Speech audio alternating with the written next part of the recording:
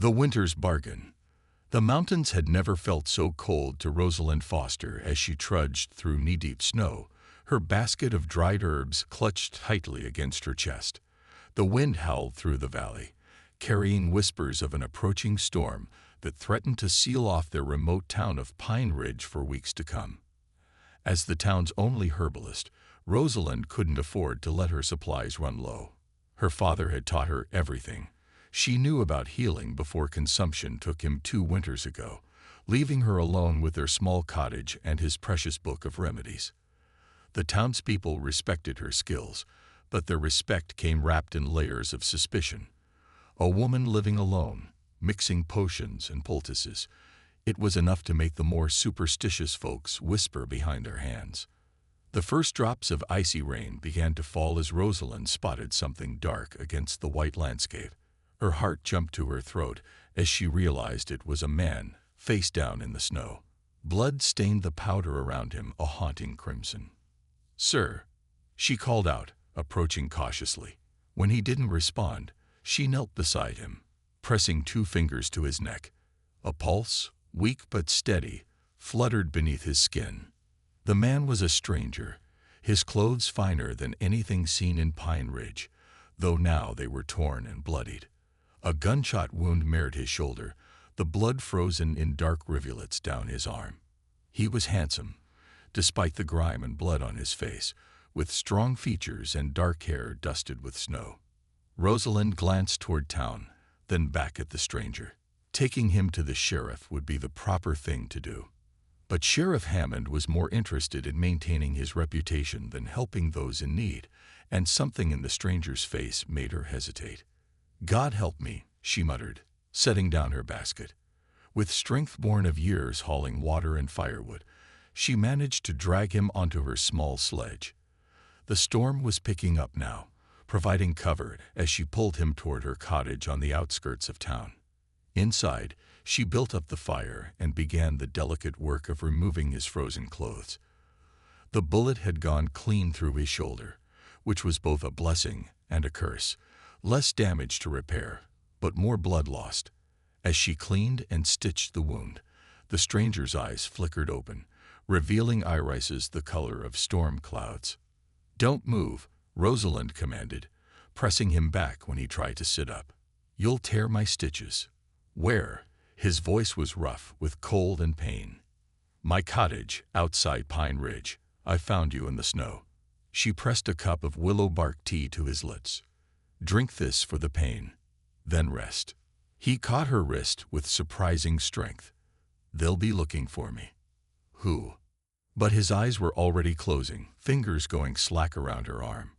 Rosalind sat back on her heels, studying his face in the firelight. What had she gotten herself into? The storm raged for 3 days, during which her patient drifted in and out of consciousness. She learned his name was Theodore Barrett, though he offered no explanation for how he'd ended up shot and left for dead in the mountains. Each time he woke, he seemed more alert, watching her with those intense gray eyes as she changed his bandages or coaxed him to eat. On the 4th morning, Rosalind woke to find him standing at her window, shirtless despite the chill. The wound was healing well, but other scars marked his body. Old fights, she guessed, or perhaps something worse. "You should be resting," she said, pulling her shawl tighter around her shoulders. "You've done enough." Theodore turned to face her. "More than enough. But I can't stay. You'll freeze to death if you leave now. Better that than bringing trouble to your door." He ran a hand through his dark hair. "I'm not a good man, Miss Foster. Most men who say that aren't the best judges of their own character." Rosalind moved to the hearth, stirring the porridge she'd left warming. "Sit. Eat. Then we can discuss your departure." Theodore hesitated, then joined her at the small table. "Why did you help me?" "Because you needed it." She met his gaze steadily. "I'm a healer. That's what we do. Even for men who might be dangerous." "Are you dangerous, Mr. Barrett?" A ghost of a smile touched his lips. "To some people, yes. But not to you." He reached across the table, taking her hand. His touch sent warmth spreading up her arm. "Never to you. Before Rosalind could respond, someone pounded on her door. Theodore was on his feet instantly, reaching for a weapon that wasn't there. Through the window, they could see several horses in the yard, their riders bundled against the cold. "Miss Foster." Sheriff Hammond's voice carried through the door. "We're looking for a man. A dangerous one. Thought you ought to know. Living out here alone." Rosalind's eyes met Theodore's. In that moment, she knew she had a choice to make, one that would change everything. The pounding came again, more insistent this time. "Miss Foster, are you all right in there?" Whispers and wounds. Rosalind's mind raced as Sheriff Hammond's boots creaked on her porch. Theodore had already melted into the shadows of her back room, moving with a silence that spoke of long practice. She took a deep breath, smoothed her skirts, and opened the door just enough to show her face. "Sheriff," she greeted, keeping her voice steady. "Is something wrong?" Hammond's weathered face was pinched with cold and suspicion. Behind him, 3 deputies sat astride their horses, breath frosting in the morning air. "Got word of a man," Hammond said, trying to peer past her. "Dangerous sort. Killed 2 men in Silver Creek before heading this way." Rosalind's heart stuttered, but she kept her expression neutral. "I haven't seen anyone. Storms kept me busy enough with my herbs. Mind if we look around?" Hammond didn't wait for an answer, pushing past her into the cottage. His boots tracked snow across her clean floor as he moved through the main room, eyes scanning every corner.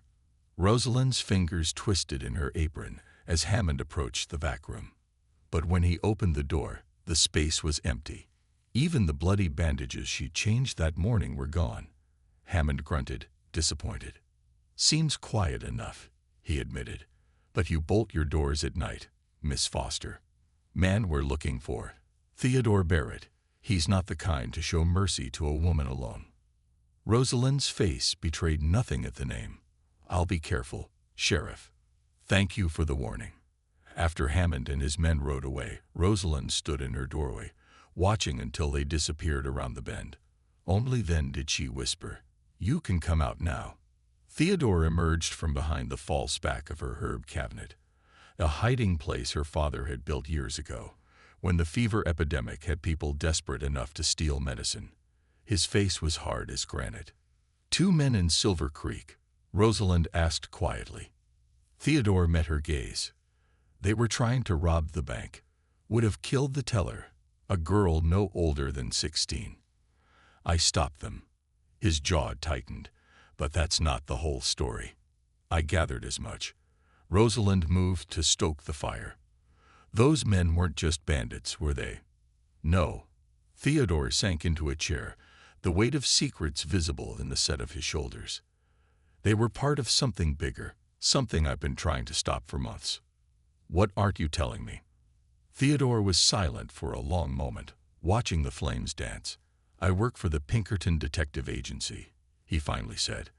"Been tracking a group that's been hitting banks across 3 territories. They dress it up like regular robberies, but they're organized, connected. The money's funding something worse. What could be worse than robbery and murder? War." Theodore's voice was grim.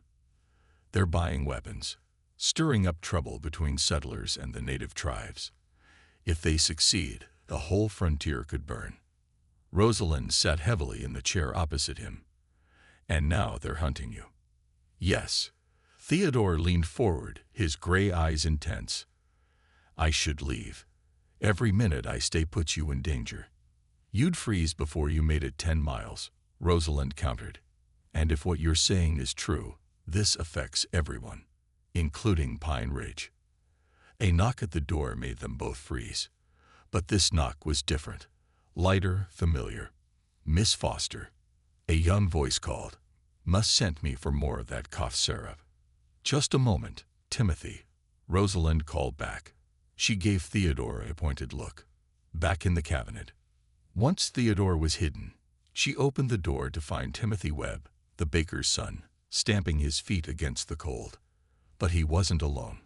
Behind him stood Reverend Mills, his dark robes dusted with snow. "Miss Foster," the Reverend said smoothly, I hope we're not interrupting. Not at all. Rosalind stepped back, letting them enter. Her heart pounded as the Reverend's sharp eyes swept the room. What brings you out this way? Concern, my dear. Reverend Mills clasped his hands behind his back. Several people saw smoke from your chimney during the storm. Quite a lot of smoke for a woman living alone. I've been drying herbs, Rosalind said. Winters when they're needed most. Indeed. The Reverend's smile didn't reach his eyes. Timothy, why don't you wait outside? Miss Foster and I need to have a private word. Once the boy was gone, Reverend Mills' demeanor changed. There are whispers in town, Miss Foster. Whispers about lights in your windows at strange hours. About a man's voice heard from your cottage. People will gossip, Rosalind said carefully.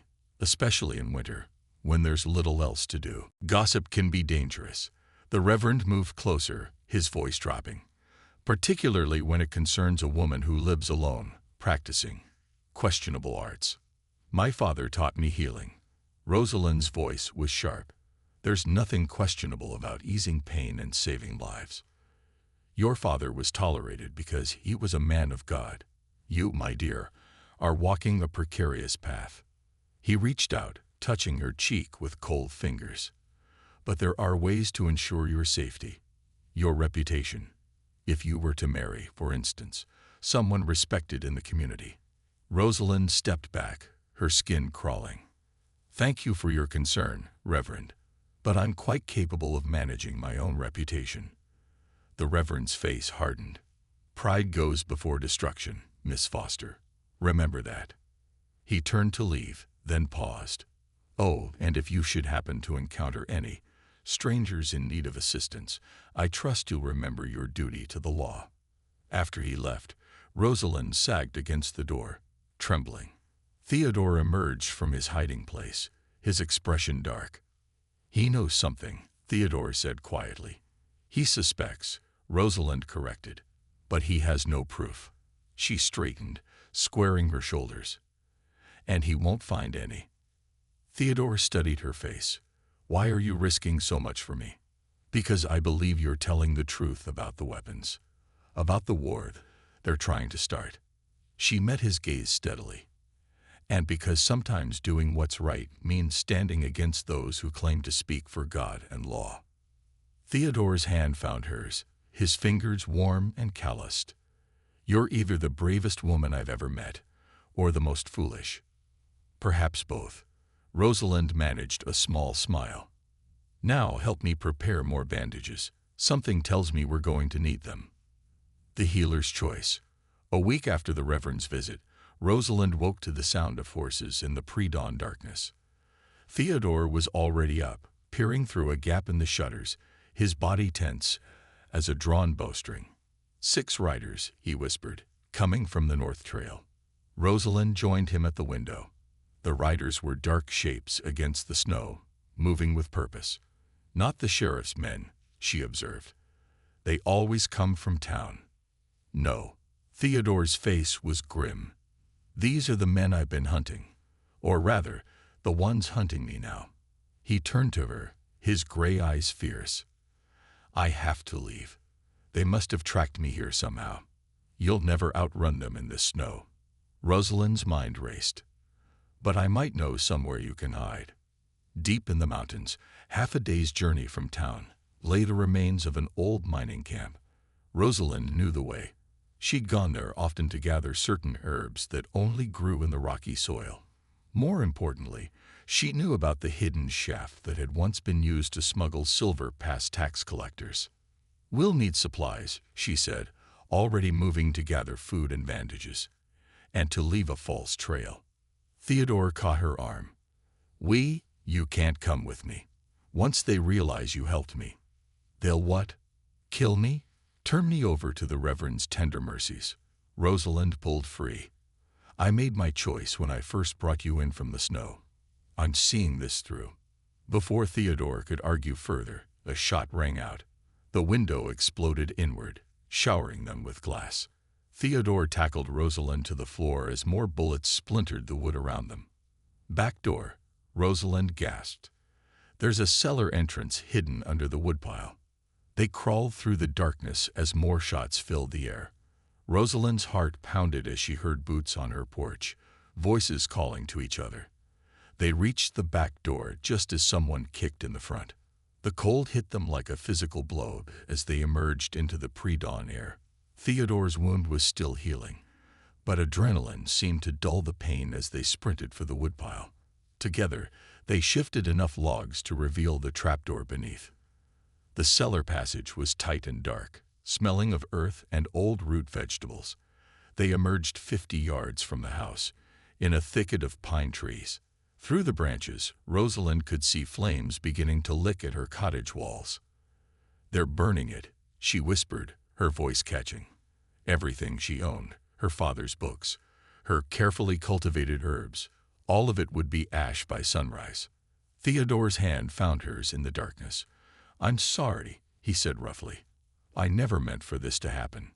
"Save your breath for running," Rosalind replied, though she squeezed his hand before letting go. "We need to reach the mining camp before they pick up our trail." They moved as quickly as they dared through the darkness, using the trees for cover. The sound of shouting and gunfire faded behind them, but Rosalind knew it was only a matter of time before the hunters realized their quarry had slipped away. Dawn was breaking by the time they reached the steep trail that led to the old mine. Rosalind's legs burned from trudging through deep snow, and Theodore's face was pale with pain and exhaustion. But they couldn't rest yet. "The entrance is just ahead," Rosalind panted, pointing to a tumble of rocks that had once been the mine's office. Behind that fallen timber. They had almost reached it when a rifle shot cracked through the morning air. Theodore stumbled, crying out as fresh blood bloomed on his arm. Rosalind spun to see 3 riders emerging from the trees below. "Get inside," Theodore ordered, pushing her toward the mine entrance. "I'll hold them off." "With what?" Rosalind demanded. "You're unarmed and injured." Another shot kicked up snow at their feet. In the growing light, Rosalind could see more riders appearing. They were surrounded. "Well, well," a voice called out. The great Theodore Barrett, running like a rabbit. A man urged his horse forward. He was expensively dressed despite the wilderness setting, with a neat beard and cold eyes. "And what's this? Found yourself a mountain girl to warm your bed." "She has nothing to do with this, Lancaster," Theodore growled. "Let her go." "I'm afraid I can't do that." Lancaster smiled, but it didn't reach his eyes. "She's seen too much, and we can't have witnesses to what's about to happen here." Rosalind felt Theodore tense beside her. "The weapons shipment," he said. "It's coming through here." "Tomorrow night," Lancaster confirmed. "Enough rifles and ammunition to arm 3 territories' worth of malcontents. By spring, the frontier will be at war with itself." He raised his rifle. "And you'll be long dead in an unmarked grave." "No," Rosalind's voice rang out clear and firm. "You won't kill anyone today." Lancaster's smile widened. Brave words from a cornered woman. "I'm more than just a woman," Rosalind said, her hand slipping into her pocket. "I'm a healer, which means I know all about life." She withdrew a small clay sphere, one of many she grabbed before fleeing the cottage. "And death." Before Lancaster could react, she hurled the sphere at his feet. It shattered, releasing a cloud of powder that sent his horse rearing in panic. More spheres followed, filling the air with choking dust. "The mine," she shouted, grabbing Theodore's hand. Together they dove through the hidden entrance as chaos erupted behind them. Rosalind pulled the concealed lever that brought tons of loose rock crashing down, sealing the entrance. In the darkness, Theodore lit a match, illuminating their faces. What was in those spheres? Mushroom spores, powdered peppers, and a few other things that don't mix well with eyes and lungs. Rosalind managed a grim smile. "My father taught me healing, yes, but he also taught me how to defend myself." Theodore studied her face in the flickering matchlight. "You're full of surprises." "So are you, Mr. Pinkerton." She took the match from him, using it to light one of the old mining lanterns she'd stored here. "Now shall we see about stopping that weapon shipment?" Blood and honor. The old mine's tunnels twisted deep into the mountain, a maze of darkness broken only by their single lantern. Rosalind led the way, her steps sure despite the years since she'd last ventured this deep. Theodore followed close behind, one hand pressed to his freshly wounded arm. "There's a chamber ahead," Rosalind whispered. "The smugglers used it to store silver before moving it through the back passages. We should be safe there for now." The chamber was larger than Theodore expected, with rough-hewn walls and several wooden support beams. Old crates and mining equipment lay scattered about, covered in years of dust. Rosalind set the lantern on a fallen beam and turned to examine Theodore's arm. "The bullet just grazed you," she said after a moment. "But it needs cleaning." She began pulling supplies from the bag she'd managed to grab during their escape. "Lancaster won't give up easily," Theodore said, wincing as she cleaned the wound. "He's spent years building this network, positioning his men in every territory from here to the Dakota Territory. The weapons shipment is just the beginning." "Tell me everything," Rosalind said, her fingers gentle as she wrapped his arm. "If we're going to stop them, I need to know what we're facing." Theodore was quiet for a moment, gathering his thoughts. Lancaster used to be a general in the Union Army. After the war, he saw an opportunity in the chaos of the frontier. He started small, protecting mining operations, selling weapons to settlers who were afraid of Indian raids. But then he realized he could make more money by creating the very conflicts he claimed to protect against. By arming both sides, Rosalind understood. Turning everyone against each other. Exactly. His men spread rumors, stage raids disguised as natives, then sell weapons to frighten townspeople. They arm desperate tribes with stolen rifles, then use those attacks to justify selling more weapons to the army. Theodore's face was grim in the lantern light. "The weapons coming through tomorrow aren't just guns. They're repeating rifles, new models that haven't even been approved for military use yet. With those, Lancaster could start a war that would consume the entire frontier." Rosalind finished bandaging his arm, but didn't move away. "How many men does he have?" "In his immediate group, maybe 20. But he has allies in every town from here to Fort Laramie." Theodore met her eyes. "That's why I've been working alone. I don't know who to trust." "You can trust me," Rosalind said softly. Theodore reached up, his fingers brushing her cheek. "I know. God help me, but I do." The moment stretched between them, heavy with unspoken words. Then a distant sound echoed through the tunnels, voices growing closer. "They found another way in," Theodore said, standing quickly. "We need to move." "Wait." Rosalind grabbed her bag, pulling out a folded paper. "The mine has 3 main levels, all connected by these vertical shafts. The smuggler's tunnel comes out half a mile north, but there's another exit here, through the old ventilation shaft. If Lancaster's men are coming through the main entrance, we can trap them between us," Theodore finished. "But we'll need more than just your powder spheres." Rosalind's smile was fierce in the lantern light. "Look around. This chamber was for storing silver, but the one below us, that's where they kept the blasting powder." Understanding dawned on Theodore's face. "You're suggesting we collapse the mine?" "Just enough to block their access to the northern tunnel." Rosalind traced the route on her crude map. "The weapons have to come through there. It's the only path wide enough for wagons. If we can seal it off, Lancaster will have to find another route, one that takes him right past Fort Kearny." Theodore grinned. "Where I happen to know the commander is very interested in weapons smugglers." They worked quickly, gathering old blasting powder and setting charges at key support points. The voices grew closer, echoing off the stone walls. Rosalind's hands were steady as she laid the final fuse, but her heart pounded against her ribs. "Ready?" Theodore asked, holding the lantern. Before she could answer, a shot rang out. The lantern exploded in Theodore's hands, plunging them into darkness. More shots followed, the muzzle flashes briefly illuminating Lancaster's men at the chamber entrance. "Get to the upper shaft." Theodore shouted, shoving Rosalind behind a stack of crates. He grabbed a loose piece of timber, hurling it at their attackers. Rosalind ran, counting steps in the darkness. Behind her, she heard the sounds of struggle, fists on flesh, grunts of pain, more shots. Her hands found the shaft's edge just as someone grabbed her arm. Going somewhere? Lancaster's voice was cold in the darkness. I must admit, you've led us on quite a chase. But it ends here. You're right about that, Rosalind said. She twisted in his grip, her other hand coming up with her last powder sphere. It shattered against his face, filling his eyes and nose with burning dust. His grip loosened as he stumbled back, cursing. Theodore, she screamed. Now. She heard him running, felt his hand find hers in the darkness.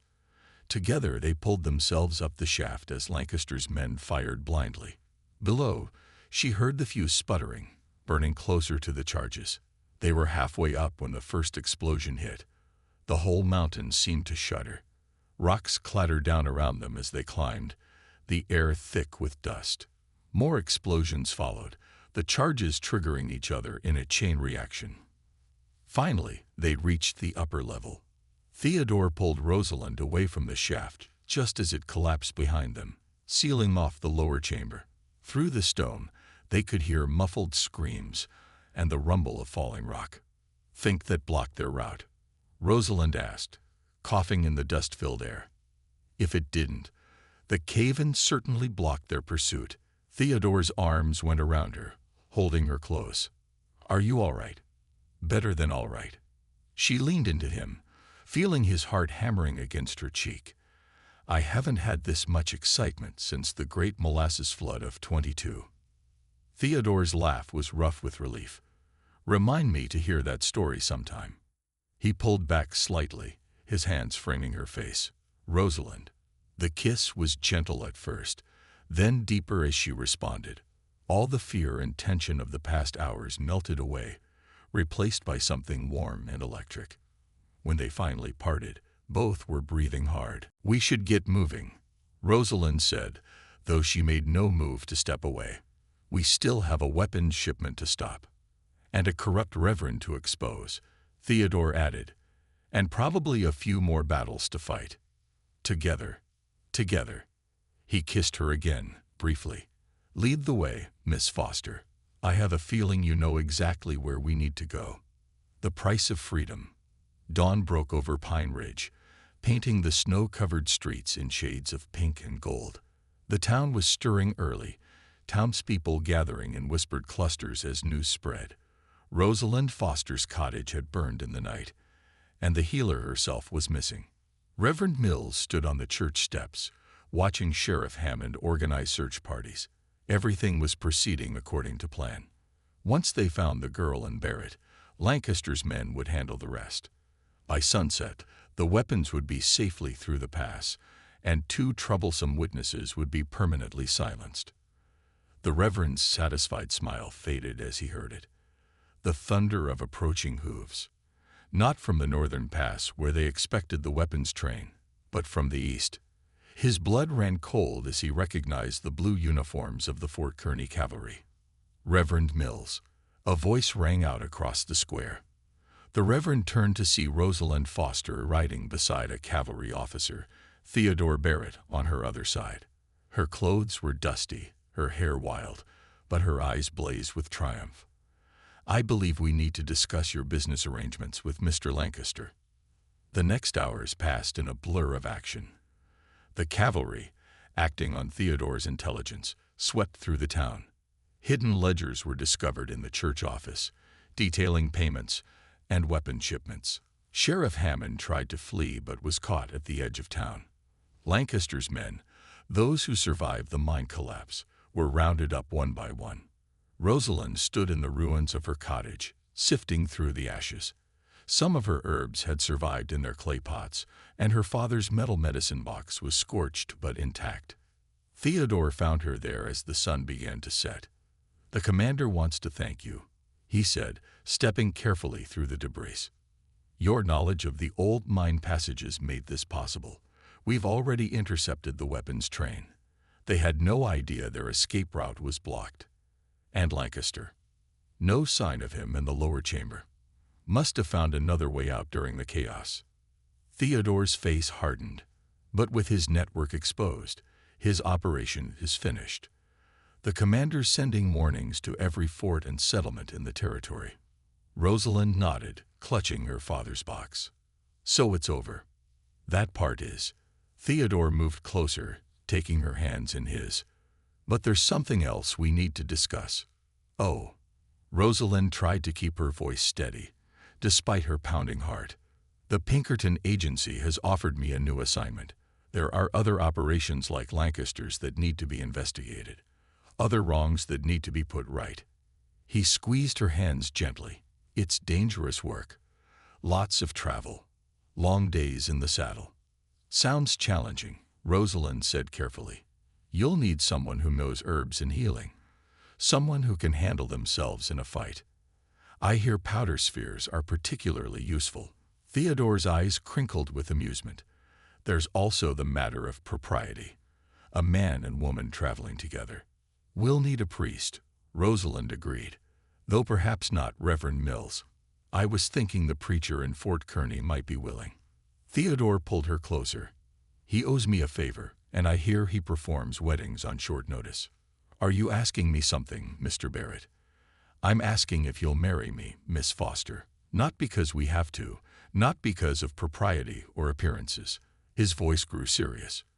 But because I've never met anyone like you, because you're brave and brilliant, and I can't imagine facing whatever comes next without you by my side. Rosalind reached up, touching his face gently. You had me at dangerous work, if I'm being honest. Theodore laughed, pulling her into a kiss that tasted of smoke and promise. When they parted, he pressed his forehead to hers. Is that a yes? Yes, Rosalind smiled. Though I have one condition. Name it. We rebuild my cottage first, not to live in, but as a place for other healers to train. A legacy for those who come after us. Her eyes were bright with purpose. This town needs someone to care for them, even if they don't always deserve it. And there are other girls out there like me, who need to learn that being different isn't wrong. I love you, Theodore said simply. And yes, we'll rebuild it. Better than before. As the sun set behind the mountains, they stood in the ashes of what had been, planning what would be. There would be more battles ahead, more wrongs to right, more lives to save, but they would face it all together, the detective and the healer, bound by choice rather than fate. In the end, it wasn't duty or circumstance that joined them, but something far stronger, the recognition of kindred spirits, the choice to stand together against darkness, and the kind of love that builds rather than binds. As they rode out of Pine Ridge the next morning, heading toward Fort Kearny and whatever adventures awaited, neither looked back. They had found something better than the life they'd known before. They had found freedom, purpose, and each other, and that was worth any price.